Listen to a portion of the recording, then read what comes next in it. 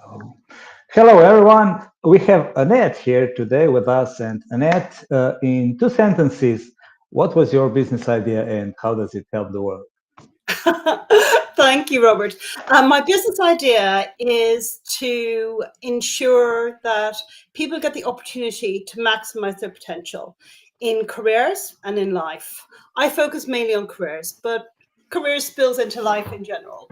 So I want to make access to career insights easier so that if you want to progress and to develop, you know what to do and how to do to ultimately ensure that you are the right person in the right role at the right time, ideally getting paid the right price.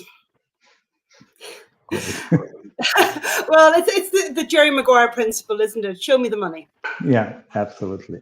So, what was the moment when you went from the idea in your mind to that breaking moment? Okay, uh, let's make it real. Let's make it a business. Oh gosh, so it's interesting because how to build a career, how to build a life is something that has fascinated me since my teens. I grew up in the west of Ireland. I'm a farmer's daughter. I now live in London, which is a very different world.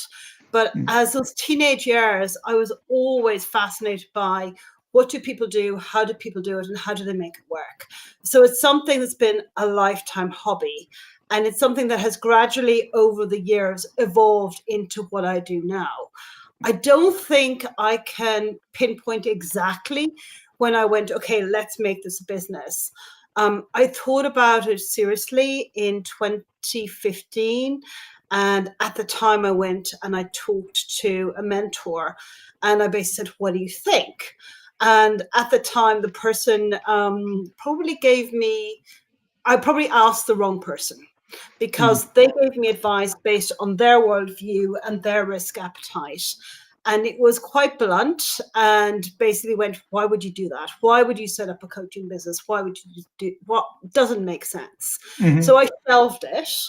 And rather than setting up my own thing, I took another two roles in corporate life and in education with London Business School because it was safer, because it was less risky. Mhm. So essentially, 2 years ago, I bit the bullet really and said, okay, fine, I'm going to stop talking about this because I've been advising people all my life. I've been Mhm. doing this all my life, but I'm now finally going to do it under my own brand name and, make this a solid business going forward. But it's percolated for a very long time. So I am very similar to a lot of the one-to-one clients that I work with who have an idea, who have a vision, but they're not quite sure what to do and they're not quite sure how to do it. And I was a cautious risk taker Mhm. because I was looking at it, watching from the sidelines, but not actually jumping in and doing it. And until I got to a situation where it's like, yeah, I either need to do this now or stop talking about it, which was 2 years ago. I probably would never have done it if I didn't actually get to be a little bit brave. And sometimes you need a little bit of a shove. Mhm. Absolutely. But Uh, I think change is really hard, isn't it? yeah. Changing anything, whether it's for an individual, whether it's for an organization. And most of us don't change or don't want to change because it probably means giving something up. So for Mhm. me, it meant giving up that regular income. It meant knowing that there was a paycheck coming in at the end of every month and actually becoming an entrepreneur and a founder and doing it for myself meant I had to be 100% ready to back myself because I had to trust that clients would come, that I could Mhm. build a business. Well, And that's a scary concept. they said that the regular paycheck, is the most addictive drug in the world. I think there's two things in careers and life that are tough. Getting a regular paycheck is one because, as you know, there's security in it, but Mhm. also there's security and comfort. There's a Hmm. security in a job title, in a position in an organization, and in being able to say, I work for, I don't know, I work for Merrill Lynch, I work for Societe Generale, I work for Tesco's, all brands that I've worked for. But the thing about it is, you're only borrowing that job title for a certain Hmm. period of time, and eventually that stops. Hmm. And for me, I got to a situation where I wanted to say, I work for Annette Minihan. My Hmm. business is called Careers Unpacked. And Hmm. how I got there is around about the time of my 50th birthday. It was okay. I love working. I really enjoy having conversations like this, meeting new, interesting people, traveling to new countries, delivering new projects. But in corporate life, the older you get, unfortunately and sadly, the less likelihood that we will have the opportunity to do that if we're Hmm. not doing it under our own brand. So for me, it was jumping in and going, right, I work for Annette Minihan. My business is Career Unpacked, and I'm building a business because I want to work into my 60s, 70s, and maybe even 80s if I'm around that long.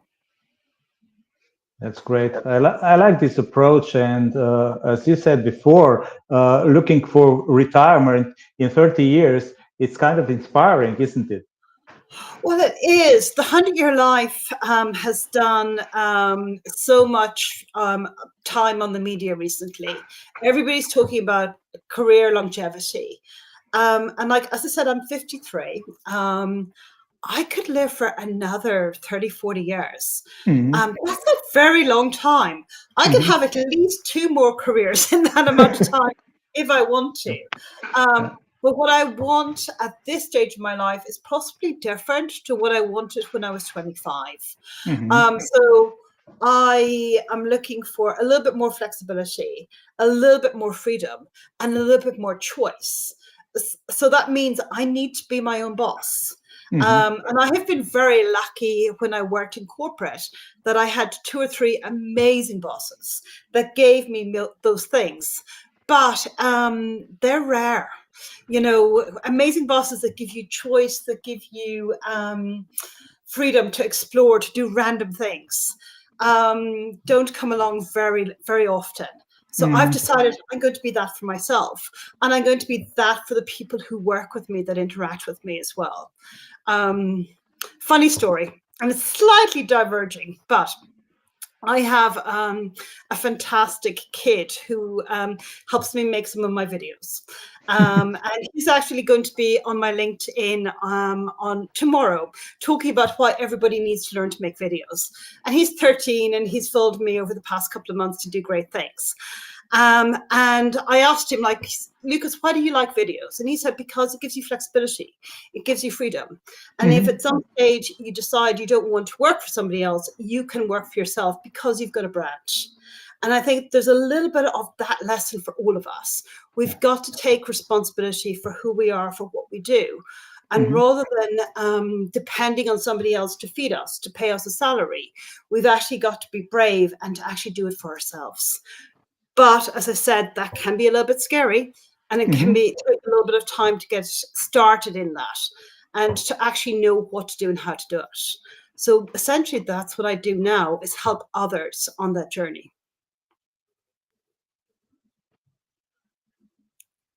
So, what would be one piece of advice you give your younger self when you first started your career or business? Would you jump into this solopreneurship much faster?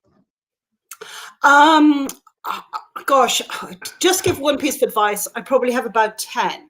Um, Okay, great. but the number one piece is to do it earlier and to not basically stay stuck, to not be comfortable. Because I got comfortable in corporate life. I was Hmm. making good money. I had amazing flexibility to do great projects. But essentially, I was doing it for somebody else. So I would basically say, yes, do it earlier, be braver. Hmm. Um, but also the whole concept of personal branding, and being aware of who I am and owning my brand is the one thing that I didn't do enough of early enough. So, basically LinkedIn, Instagram, TikTok. There's so many pieces of social media out there that we can all basically tap into. And you can do it while you're in corporate life. Probably need to be a tiny bit cautious about it, unless you have an amazing boss that actually supports it. But there's lots of ways to basically remind people who you are, what you do, and how you do it. And while you're working for somebody else, you can have a side gig. You can have a couple of side gigs, and you're experimenting, you're testing the market, you're seeing what works for you and what doesn't. And then it makes it a little bit scarier, a little bit less scary, sorry, to make that ultimate leap in working for yourself, or in deciding that you're going to do something a little bit different for the longer term. But actually, yes, basically talk to your network, gather lots of ideas, experiment, take action.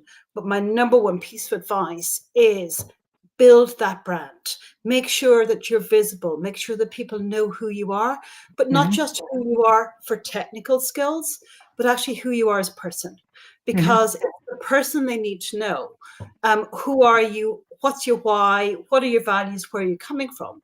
Because if they know who you are as a person, they can trust you. And when people trust you, they will give you lots of amazing opportunities, pull you into lots of different projects. But if you're just somebody who's a technical expert, great. But if I've got a big project and my promotion next year is on the line for it, will I basically ask Robert to do that? Maybe, maybe not. But if I know Robert, and I know Robert is this great guy that is really easy to work with, and no matter what happens, he can deliver for me, absolutely, I would definitely bring him in to work on that project. So personal branding is not about everybody knowing your name, but it's everybody knowing who you are, what you're good for, what you like doing, and how you can help them. Excellent. Do you think it's easier than ever to start your own business? In theory, yes. And I know you've asked this question to a few people recently because I listened to their answers. Everyone said yes when you asked them that question before. And I think in theory, yes, but, and there's always a but, and it depends. The world's a bit of a scary place out there. There are so many changes.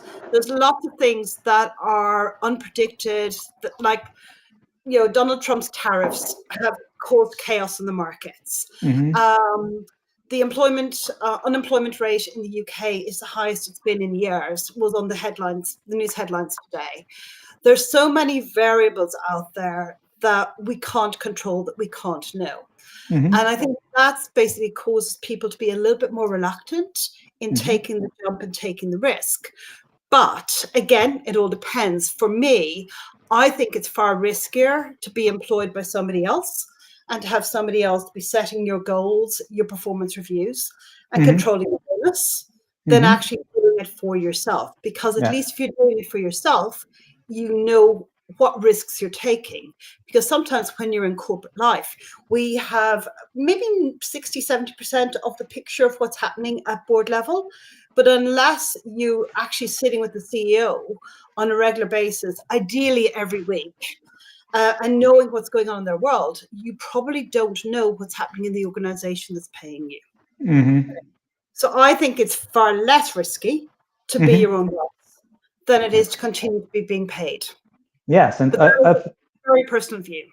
Yeah, and I think it's more information and easier to access than ever about entrepreneurship, and easier to get access to great, I don't know, coaches, even without paying, who just share their knowledge and wisdom. And also the advertising is much simpler today because you can do it for free, and building your personal brand for free on social platforms. And I think it's it's much easier than I think 20, 30 years ago when I started. Yeah, I think it is. And I think the world continues to evolve. Nothing stays stable. So one of the big bits of advice I give to people is to find your group of supporters, the people who actually back you. Doing anything on your own is really difficult, but find your tribe, have 5 or 6 people who they know you really well, but who have different skill sets to you. And they act as your personal board of directors. So they basically balance your weaknesses. They make sure that you don't overplay your strengths. And then that is an absolute key to success in building a business and going forward, particularly if you're doing it as an entrepreneur where you haven't got the big corporate structure around you that you used to have before. So, what would you say is the most surprising thing about the entrepreneurship? Something you didn't expect when you started? I knew it was going to be a roller coaster, but knowing it's going to be the roller coaster and living with the roller coaster are two very different things. Yeah. And the highs are really, really high. They're awesome. They're amazing. And sometimes the low, when you dip, it can be really low. And kind of like you can go from being on a high to being on a low within 3 hours because something happens. And I think it's basically that's the real surprise, that you've actually got to be able to negotiate through, but it's actually living through it. And I think I'm really lucky because before I transitioned into running my own thing, I had a very strong personal board of directors. I have a great community around me that all do different things, but they know what my business is about. They know what I'm about. And very often they will check in and they'll kind of go, haven't heard from you in 2 days. What's going on? Okay. Really good. But having people with you on the journey that celebrate with you, commiserate with you when things are tough, who can talk very bluntly to you, as in that's you're making way too big a deal out of that. You need to move on to do something else. And that's really, really important, because otherwise you live in your own head and there's tendency to overplay or underplay things. But if you have a group of people that you bounce your ideas from, who know what's happening in your world, well, then essentially you're collaborating and ultimately you have a greater chance of success. So, what would you say was the best business advice you received? It was actually at a talk that I attended only 3 weeks ago. And it was amazing. The person who gave it basically said, build a business that you love working in every single day, but also make sure it's a business that you could sell in the morning if you wanted to. And I thought, oh my gosh, that is really, really amazing, because we all look to build something. We all, whether it's a boutique, a lifestyle business, whether it's something we want to scale, but make sure that we do it in a way that still gives us choices if we want choices for the longer term. And wow, that is brilliant, because ideally you want to stay working on it for the next 20 or 30 years. But if something comes up in the morning that I want to do something a little bit different, I need to have a business that's in a saleable condition. And I thought that was interesting. Great. And as you said, you are thinking about changing a few different positions in the next years. Yeah, and I think it's basically, it's all about the people that come into our lives. One of the things which is interesting, which I saw quite a lot when I worked in corporate, is everybody is very curious, very open when you start work. Your Hmm. 20s, you're making lots of new friends, you're, climbing that corporate ladder, and you're gathering your tribe around you. And then what Hmm. tends to happen in our 30s and 40s, the people we have interacting with on a daily basis becomes very stable, very normalized. Life gets busy, there's lots of other stuff happening, but we kind of forget to add in new friends, new Hmm. acquaintances. We get maybe a little bit less curious. And it's that like very dangerous place of being comfortable that can very quickly become to being stuck. Hmm. So I think it's really important to stay curious, to be open to random conversations, to people you don't know, being Hmm. careful about doing that, of course, but actually kind of going, I'm really interested to see where this will go, and not having expectations. And then it's amazing what can come out of that. But the curiosity, the being open to ideas, um, means that life stays interesting, but also it means you can evolve more easily because you're not stuck in one particular format. And I think that's really important. Hmm. So, for those who are not in this position in the middle of their careers, but who want to start, what would you suggest for them? How to start? How to think of starting? How to go to okay, I want to become an entrepreneur, or I want to go into the corporate. I think it's about basically knowing themselves a little bit.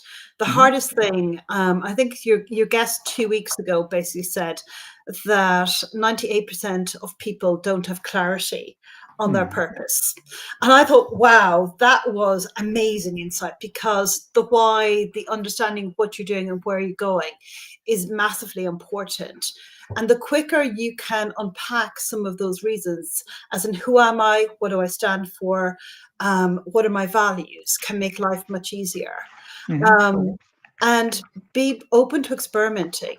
What I have found in working with the younger generations entering the workforce is that they're actually way more interested in entrepreneurial than, say, you or I were. Hmm. Because I don't know about you, but I was definitely given advice, get a corporate job, that stability, security, climb the corporate Absolutely. ladder. Hmm. But in a lot of the graduate programs, particularly with the investment banks, not just in Europe, but in places like South Africa, the challenge they have is holding on to the young talent. They might come in and work for a year or two as an investment banker, and then they going off to set up their own business. So Hmm. they are far quicker and faster than perhaps we were in Hmm. becoming entrepreneurs. But if I was talking to somebody who was starting out and asking for advice, I would say, start in corporate, gather some insights, get access to all this fabulous training, development opportunities that you can. Be open to having mentors and sponsors at different levels in the organization. So in the workforce now, there's six different generations of people working together. Yeah. So that's all sorts of different insights.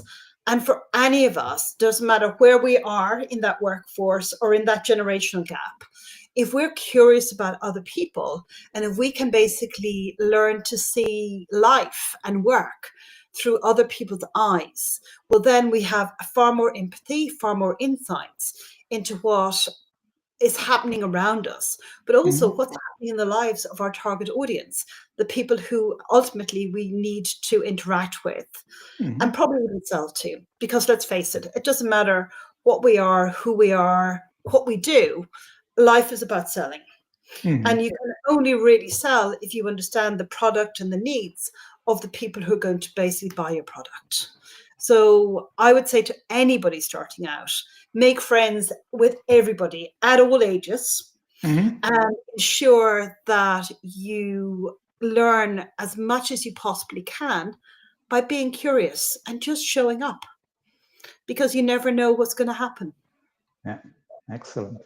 So, if somebody wants your help, want to work with you, how do they approach? What can they expect? How can you help them, and who do you help? Who do I help? Okay, I've got two clients. I work with a number of large corporates Mhm. who are growing and developing their teams. And essentially, I work with great managers who want their teams to be successful and happy to come to work on Monday mornings. So we are very open about career opportunities, how to work through the organization to get to where you want to go, and what you need to do to develop your career within that organization. And then equally, I work with lots of people on a one-to-one basis. Mhm. Um, and what we do is we sit down, we have a chat, we figure out where they want to go, Mhm. what type of help they need.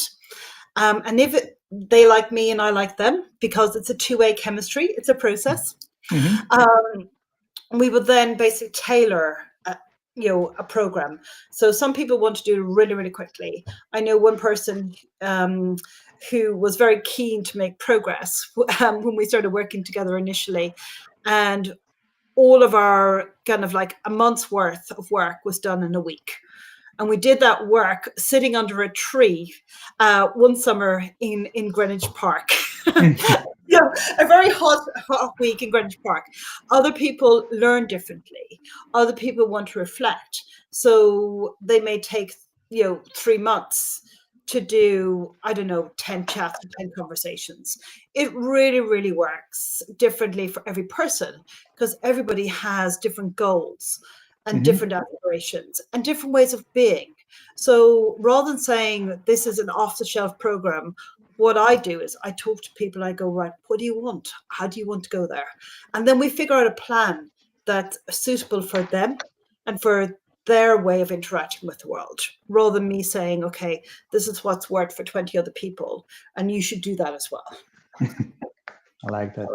Uh, how, do you find while you were working, do you find that people lack or have problems with finding their goals and their passion? Um, I think there's a lot of very bright people out there who have lots and lots of different options. And they could be brilliant at maybe 10 different things. So it's probably a process of elimination, as in which of the one thing out of the 10 are you going to basically be fulfilled with, um, be able to scale and build a product or build a market on, and actually at the end of the day, give you joy or be fun to do. So, and it really depends, what's right for the person. But the only way it's not by talking to you or me, but is actually by taking action. So I'm Mhm. working with somebody at the moment, and she's absolutely awesome because she's jumped right in. And from the first session that we did, she's actively talking about experimenting. So she has a minimum viable product that she's looking to get involved in. She has a corporate job, so she's still keeping her corporate job and her income, which is brilliant. Mhm. But she is gone away, and between now and the next session, which is session number 2, she's actually creating and researching the minimum viable product. And and from actually taking action, we will then know whether this is workable or not. But equally, while she's gathering the information, she's going to be assessing, is this what I really want? Is this the world? Is this the business? Is this the world that I want to get involved in? Mhm. Um, and by the time we talk in a couple of weeks' time, she'll have a lot more data that we can debate, that we can analyze together, which will help her make a decision on what the next step is and what the Mhm. next experiment is going to be in this process together. Mm. I like that because I like this thing because a lot of especially young people ask me how to find my purpose, how do I find my Mm. goals, and I said try to do things. And I ask them, what have you done? What are you good at? What have you tried? And you find that's really interesting. And I don't know. I like this and this. And what else? you try to do things. You put your effort in two things. There are gazillion things out there you can try, and you have to work for your passion, not just try to find it somehow behind some bush. Yeah, and it's so interesting because when I started my work life, I used to ask people, well, it's Sunday morning. You have all of the Sunday papers that you can read. There's Hmm. loads of supplements, there's loads of different things covered. What are you going to read about when you can read about anything? And so that was my question 25 years ago. So Hmm. my updated, adapted question is: you're at home on a Friday night, um, you have a glass of wine or whatever, there's nobody around, you have your phone in your hand, you can look at anything on your phone. The Hmm. World Wide Web is out there. So what are you naturally going to look at on a Friday night? Hmm. And actually, that's probably where your real interest lies, because Yeah. you don't have to do this. You're choosing to spend your time, looking at, I don't know, cats doing tricks Yes. or something, or in my case, because I'm really sad, I actually look at other people talking about career advice. Oh. As I said, Excellent. I'm a shadow. I look at other people's videos. Hmm. So that truly is my passion. It's like, okay, so how do we make this work? But yeah, it's like, so I think that's a good indicator. Hmm. You know, Excellent. the other question I say to people is, it's your birthday. You can do whatever you want. You can be anywhere in the world with any people, doing any activity, doing nothing at all. What do you Hmm. want to do? Hmm. It's a free pass. Hmm. And it's amazing when you say that to people, you get really interesting answers. Hmm. With the thing that they think that they actually deserve. So Hmm. I think a lot of us have passions, a lot of us have goals and dreams, but for some reason we get a little bit stuck, and maybe we don't think we deserve it. I wrote a Hmm. post today on LinkedIn, which is essentially about, what's the life you want? You deserve to be fulfilled. You deserve to be happy. You deserve to basically have a career that you absolutely can't wait to get out of bed to engage with every single morning. But people basically get into situations where they have obligations, where they Hmm. think, okay, well, I've got to keep doing what I'm doing because it pays, the lifestyle for me and maybe for others. But Hmm. actually, at the end of the day, our first responsibility has to be to ourselves. And Absolutely. it's not selfish. Hmm. Because guess what? If I'm happy, everybody else around me is going to be happy. Yeah. But somehow we get into a situation where we think we don't deserve it. But it's your birthday. You can do anything you want. Hmm. What do you deserve? Yeah. Great question and great talk. And right now, when we came to the most juicy part, we have to end. That's okay. Robert, thank you so much. It's been amazing. For me too. And any final thoughts? Let's take a I just minute think or just two just go to for end. it. Basically, Yeah. whatever you think you might want to do, experiment, um, Hmm. chat to a friend, chat to loads of friends, make new friends. But Hmm. the world is full of possibilities, and it's Yeah. up to you to make it happen for you. Great. And if you don't know who to ask, who to reach out, reach to Annette or me, and we're here for you. Thank you, Absolutely. Annette. Thanks, Robert. Talk Thanks. to you soon. Bye. Bye.